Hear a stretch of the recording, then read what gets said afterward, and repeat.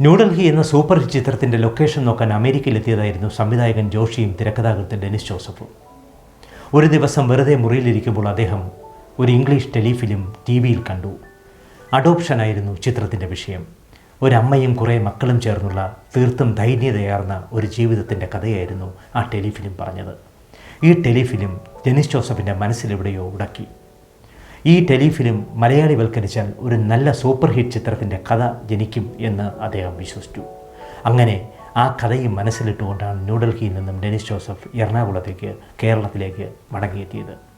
തിരക്കഥയുടെ രീതിശാസ്ത്രത്തിലേക്ക് എല്ലാ പ്രിയപ്പെട്ട പ്രേക്ഷകർക്കും സ്വാഗതം. ഈ ലക്കം നമ്മൾ ചർച്ച ചെയ്യുന്നത് മലയാളികളെ ഒരുപാട് കരയിച്ച ആകാശദൂത് എന്ന സിബി മലയിൽ, മുരളി, ഡെനിസ് ജോസഫ്, മാധവി ചിത്രം. എല്ലാ പ്രേക്ഷകർക്കും ഒരിക്കൽ കൂടി സ്വാഗതം.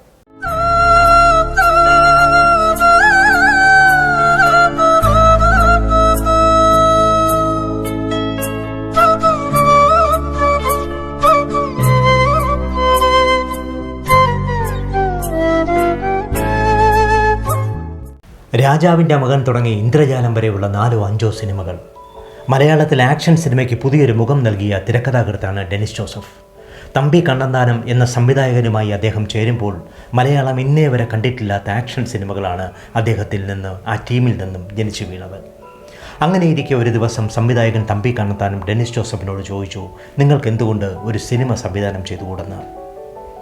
തനിക്ക് ഒരു സിനിമ സംവിധാനം ചെയ്യാൻ ആഗ്രഹമുണ്ടെന്ന് ഡെനിസ് ജോസഫ് തുറന്നു പറഞ്ഞു. പക്ഷേ അതിനുവേണ്ട പ്രൊഡ്യൂസർ വേണം, അതിനുവേണ്ട സബ്ജക്റ്റ് വേണം. പെട്ടെന്ന് ഡെനിസ് ജോസഫിന് ആ സബ്ജക്റ്റ് ഓർമ്മ വന്നു. അമേരിക്കയിൽ വെച്ച് താൻ കണ്ട അഡോപ്ഷൻ അടിസ്ഥാനമാക്കിയുള്ള ടെലിഫിലിമിൻ്റെ കഥ. എങ്കിൽ പിന്നെ ഇത് തന്നെ സിനിമയാക്കിക്കൂടെ എന്നായി തമ്പി കണ്ണന്താനത്തിൻ്റെ ചോദ്യം. അപ്പോഴും തമ്പി കണ്ണന്താനം ഡെനിസ് ജോസഫിനോട് പറഞ്ഞൊരു കാര്യമുണ്ട്. ഡെനിസ് ജോസഫ് എന്നാൽ ഒരു ആക്ഷൻ സിനിമയുടെ തിരക്കഥാകൃത്താണ് മലയാളത്തിൽ. തമ്പി കണ്ണന്താനം ഒരു ആക്ഷൻ സിനിമയുടെ സംവിധായകനും. നമ്മൾ വഴിമാറി ചിന്തിച്ചാൽ ഒരുപക്ഷെ പ്രേക്ഷകർ അത് അംഗീകരിച്ചെന്ന് വരില്ല. അതിനാൽ വളരെ ആലോചിച്ചു മാത്രം ഇത്തരം സെൻറ്റിമെൻ്റലായ ഒരു സിനിമ എടുക്കണമെന്ന്. തമ്പി കണ്ണന്താനം പരിണിതപ്രജ്ഞനായ സംവിധായകനാണ്. അദ്ദേഹം പറഞ്ഞാൽ അദ്ദേഹത്തിന് തെറ്റുവരികയില്ല എന്ന് ഡെനിസ് ജോസഫ് വിശ്വസിച്ചു. അതുകൊണ്ട് തന്നെ ആ പ്ലാൻ അദ്ദേഹം മാറ്റിവെച്ചു. പിന്നീടൊരിക്കൽ അഗ്രജൻ എന്ന സിനിമയുടെ നിർമ്മാതാക്കൾക്ക് വേണ്ടിയും ആ സിനിമയുടെ കഥ, അഡോപ്ഷൻ കഥ ഡെനിസ് ജോസഫ് പറയുകയുണ്ടായി. പക്ഷേ അവർക്കും ഒരു സംശയം, ഈ സിനിമ ഓടുമോ എന്ന്. അങ്ങനെ അവിടെയും അത് ബ്ലാക്ക് ഡൗണായി. അങ്ങനെ ഇരിക്കുമ്പോഴാണ് ഒരു ദിവസം തൻ്റെ അമ്മ ഡെനിസ് ജോസഫിനോട് വളരെ വിചിത്രമായ ഒരു കാര്യം അവതരിപ്പിക്കുന്നത്. സാധാരണഗതിയിൽ ഡെനിസ് ജോസഫിൻ്റെ അമ്മ അദ്ദേഹത്തോട് അങ്ങനെ കാര്യങ്ങളൊന്നും പറയാറില്ല. ഡെനിസ് ജോസഫിൻ്റെ അമ്മയുടെ ഏറ്റവും ഇളയ സഹോദരനാണ് നിർമ്മാതാവ് പ്രേംപ്രകാശ്. പ്രേംപ്രകാശിനെ നിങ്ങൾക്കെല്ലാം അറിയാം. മലയാളത്തിൽ ഒരുപിടി നല്ല സിനിമകൾ മലയാളത്തിന് സമ്മാനിച്ചിട്ടുള്ള നിർമ്മാതാവ്. പക്ഷേ അദ്ദേഹത്തിനൊരു സൂപ്പർ ഹിറ്റ് സിനിമ ചെയ്യാൻ കഴിയുന്നില്ല. ഒരു ദിവസം പള്ളിയിലെല്ലാം പോയി വന്ന ശേഷം ഡെനിസ് ജോസഫിനോട് അമ്മ പറയുകയാണ്, നമ്മുടെ കറിയാച്ചന് വേണ്ടി നിനക്കൊരു സൂപ്പർ ഹിറ്റ് സിനിമ എടുത്തു കൊടുത്താൽ എന്താ പ്രശ്നം എന്ന്. പെട്ടെന്ന് ഡെനിസ് ജോസഫ് ചിരിച്ചുപോയി. അമ്മയ്ക്ക് എങ്ങനെ ഇങ്ങനെയൊക്കെ പറയാനാവുന്നു? ഒരു സൂപ്പർ ഹിറ്റ് സിനിമയുടെ രസതന്ത്രം എന്തെന്ന് ഇത്രയധികം തിരക്കഥകൾ എഴുതിയ തനിക്ക് പോലും അറിയത്തില്ല. താൻ എങ്ങനെയാണ് ഒരു സൂപ്പർ ഹിറ്റ് സിനിമ തൻ്റെ അമ്മാവന് എടുത്തു കൊടുക്കുക? അദ്ദേഹം തൻ്റെ നിസ്സഹായാവസ്ഥ അമ്മയോട് തുറന്നു പറഞ്ഞെങ്കിലും അമ്മ അതൊന്നും വിശ്വസിച്ചില്ല. ഡെനിസ് ജോസഫിന് ഒരു സൂപ്പർ ഹിറ്റ് സിനിമ എടുക്കാനുള്ള രസതന്ത്രം അറിയാം, ആ കെമിസ്ട്രി അറിയാം എന്ന് തന്നെയായിരുന്നു അമ്മയുടെ വിശ്വാസം. അധികം വൈകാതെ ഒരു ദിവസം പ്രേംപ്രകാശ് ഡെനിസ് ജോസഫിനെ തേടി വന്നു അദ്ദേഹത്തിൻ്റെ വീട്ടിൽ. ഡെനിസ് ജോസഫിനോട് പ്രേംപ്രകാശ് പറഞ്ഞു, തനിക്കൊരു ചെറിയ സിനിമ എടുക്കാൻ ആഗ്രഹമുണ്ട്. അതൊരു സെൻറ്റിമെൻ്റൽ മെലോ ഡ്രാമ ആയാൽ നന്നായിരിക്കും. പക്ഷേ മമ്മൂട്ടിയും മോഹൻലാലിൻ്റെയും ഒന്നും ഡേറ്റ് തനിക്ക് കിട്ടുകയില്ല. സിബി മലയിലിനെയാണ് സംവിധായകനായി ഉദ്ദേശിക്കുന്നത്. പ്രേംപ്രകാശ് ഇത്രയും പറഞ്ഞ ഉടനെ ഡെനിസ് ജോസഫ് അമ്മയുടെ വാക്കുകളാണ് ഓർത്തത്. തൻ്റെ കയ്യിലുള്ള ആ മെലോ ഡ്രാമ എന്ന് പറഞ്ഞാൽ എന്താണെന്ന് അദ്ദേഹം ചിന്തിച്ചു. അങ്ങനെ ആദ്യമായി പ്രേംപ്രകാശിനോട് അദ്ദേഹം ആ സെൻറ്റിമെൻ്റൽ കഥ, അഡോപ്ഷൻ്റെ കഥ പറയുകയാണ്. യഥാർത്ഥത്തിൽ ഡെനിസ് ജോസഫ് പറഞ്ഞ ആ കഥയ്ക്ക് അമേരിക്കയിൽ കണ്ട ടെലിഫിലിമിൻ്റെ ഒരു ചെറിയ ലാഞ്ചന പോലുമില്ലായിരുന്നു. കാരണം മാസങ്ങൾക്ക് മുമ്പ് കണ്ട ടെലിഫിലിമിൽ നിന്നും ആ കഥ ഒരുപാട് ദൂരം സഞ്ചരിച്ചിരുന്നു. തികച്ചും മലയാളിവൽക്കരിച്ച ഒരു സിനിമ. ഒരു നിർധനയായ വീട്ടമ്മയുടെ കഥ, 4 മക്കളുള്ള ഒരമ്മയുടെ കഥ, അച്ഛൻ നഷ്ടപ്പെട്ടു പോയ മക്കളുടെ അവസ്ഥ. ഇതായിരുന്നു ആ സിനിമയുടെ ഇതിവൃത്തം. പ്രേംപ്രകാശിന് ആ ടെലിഫിലിമിൻ്റെ ആ കഥ, ആ സിനിമയുടെ കഥ വളരെയധികം ഇഷ്ടപ്പെട്ടു. ഉടനെ തന്നെ സിബി മലയിലിനെ അവർ കാണുകയുണ്ടായി. സിബി മലയിലിനോട് പറഞ്ഞപ്പോൾ സിബി മലയിലിനും ഇഷ്ടപ്പെട്ടു. ഏതായാലും നമുക്ക് മമ്മൂട്ടിയും മോഹൻലാലും ഒന്നും ഇല്ലാത്തൊരു സൂപ്പർ ഹിറ്റ് സിനിമ എടുക്കണമെന്ന് സിബി മലയിൽ പറഞ്ഞു. അപ്പോഴും പ്രേംപ്രകാശിനെ ഓർത്ത് ഡെന്നിസ് ജോസഫിൻ്റെ കൈകൾ വിറയ്ക്കുന്നുണ്ടായിരുന്നു. അദ്ദേഹം സിബി മലയിലിനോട് പറഞ്ഞു, ഈ സിനിമ എങ്ങാനും പരാജയപ്പെട്ടാൽ എനിക്കിനി വീട്ടിൽ കയറാൻ പറ്റത്തില്ല. എൻ്റെ അമ്മ എന്നെ വീട്ടിൽ കയറ്റുകയില്ല. അതിനാൽ എന്തെങ്കിലും ഈ സിനിമയ്ക്കൊരു മൈനസ് പോയിൻ്റ് ഉണ്ടെങ്കിൽ സിബി ദയവ് ചെയ്തത് പറയണം. ഇല്ലെങ്കിൽ ഞാൻ ആകെ പ്രശ്നത്തിലാവും, എന്നെ ബുദ്ധിമുട്ടിലാക്കരുത് എന്ന്. അപ്പോഴുമൊക്കെ സിബി ചിരിച്ചതേ ഉള്ളൂ. കാരണം സിബിക്കറിയാം ഈ സിനിമ സൂപ്പർ ഹിറ്റാവുമെന്ന്.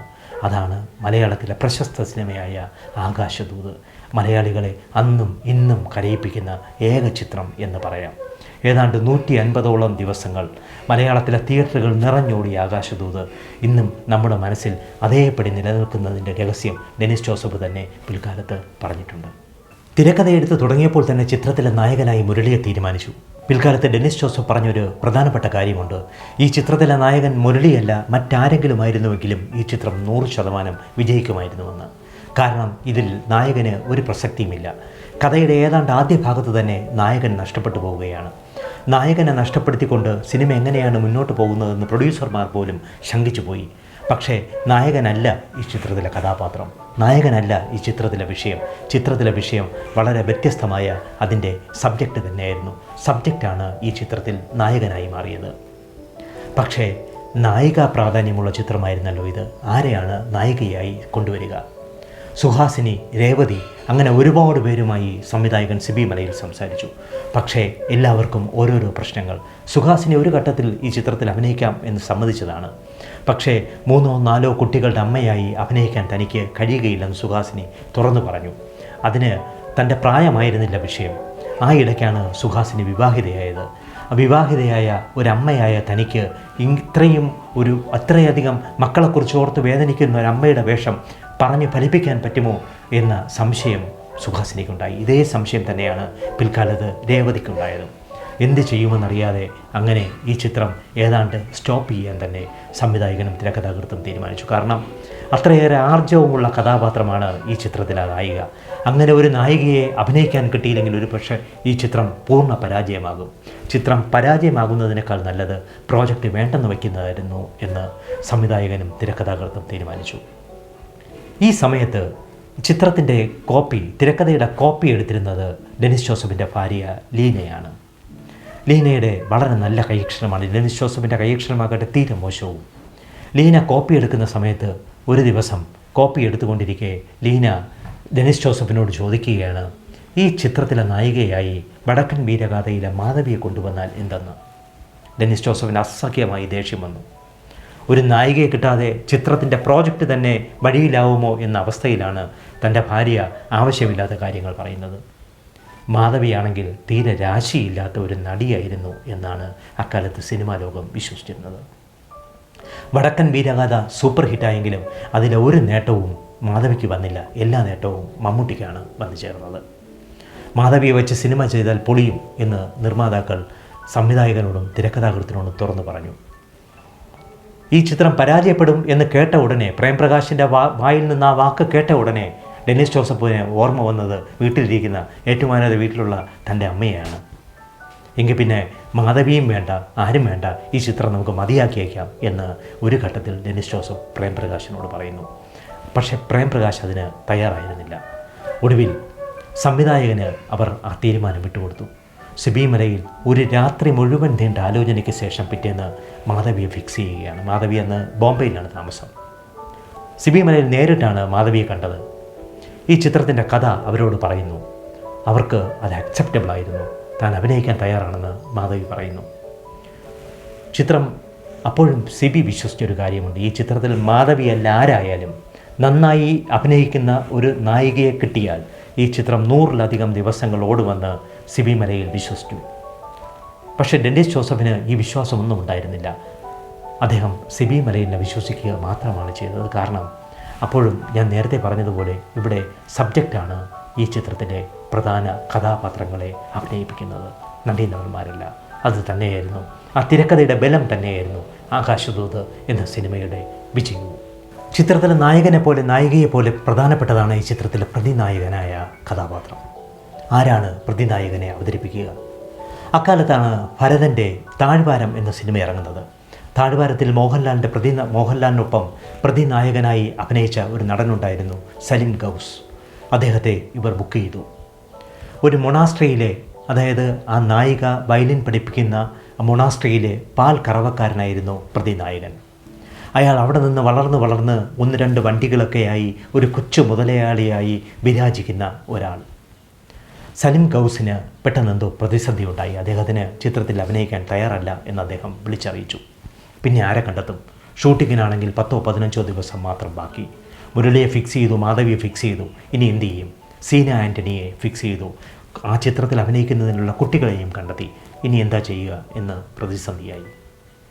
അപ്പോഴാണ് ഡെന്നിസ് ജോസഫിൻ്റെ കസിൻ രാജൻ ജോസഫ് ഡെന്നിസ് ജോസഫിനോട് പറയുന്നത്, നമുക്ക് ആ പഴയ NF വർഗീസിനെ ഒന്ന് പരീക്ഷിച്ചാലോ എന്ന്.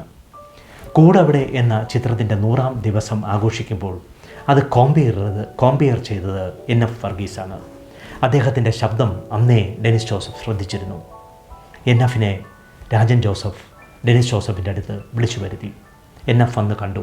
നന്നായി മിമിക്രി അവതരിപ്പിക്കുന്ന ആളാണ്, കഥാപാത്രത്തിന് പറ്റിയ ആൾ. ഏതായാലും സിബിയോട് സംസാരിക്കാം എന്ന് ഡെന്നിസ് ജോസഫ് തീരുമാനിച്ചു. അങ്ങനെ സിബിയോട് NF വർഗീസിനെ അവതരിപ്പിക്കുകയാണ്. ഒരു ദിവസം BTHൽ ഇവർ തിരക്കഥ എഴുതിക്കൊണ്ടിരിക്കെ NF വർഗീസ് BTHലേക്ക് കടന്നു വന്നു. BTHൽ വന്ന് സിബി സാറിൻ്റെ അടുത്ത് NF വർഗീസ് വന്നു ചേരുമ്പോൾ സിബിക്ക് ആളെ കണ്ടപ്പോൾ സന്തോഷമായി. കൊള്ളാം, ഇയാൾ മതി എന്ന് തീരുമാനിക്കുകയാണ്. അങ്ങനെ സലിം ഗൗസ് ചിത്രത്തിൽ നിന്ന് ഔട്ടാവുകയും NF വർഗീസ് ചിത്രത്തിലേക്ക് ഇന്നാവുകയും ചെയ്യുകയാണ്. വളരെ പ്രധാനപ്പെട്ട ആ കഥാപാത്രത്തെ പ്രതിനായകനെ അവതരിപ്പിക്കുന്നതിനായി.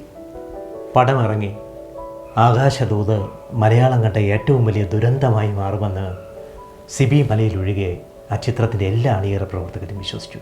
എന്താണ് ഇതിന് കാരണം മറ്റൊന്നുമല്ല, തിയേറ്ററിൽ സിനിമ കാണാൻ ആരുമില്ല. ഡെന്നിസ് ജോസഫ് അദ്ദേഹത്തിൻ്റെ ചില സുഹൃത്തുക്കൾക്ക് ടിക്കറ്റ് എടുത്തു കൊടുത്ത് ആദ്യ ദിവസങ്ങളിൽ കണ്ടു. പ്രൊഡ്യൂസർമാരാകട്ടെ വല്ലാതായി. ഡെന്നിസ് ജോസഫ് അമ്മയിൽ നിന്ന് മുങ്ങി എറണാകുളത്തൊരു ഹോട്ടൽ മുറിയിൽ താമസമാക്കി. പ്രേംപ്രകാശ് കരച്ചിലും വിളിയുമായി വീട്ടിലിരിക്കുന്നു. ഇതിനിടയിൽ പ്രേംപ്രകാശ് ചില നിർമ്മാതാക്കളെ, സഹനിർമ്മാതാക്കളെ കൂടെ കൂട്ടിയിരുന്നു. കാരണം പടത്തിൻ്റെ ഷൂട്ടിങ്ങിനിടയിൽ തന്നെ അദ്ദേഹത്തിന് മനസ്സിലായി ഈ ചിത്രം തൻ്റെ മറ്റൊരു പരാജയ ചിത്രമായി മാറുമെന്ന്. ആ നിർമ്മാതാക്കളിൽ പലരെയും ഡെന്നിസ് ജോസഫ് കണ്ടിട്ട് പോലുമില്ല.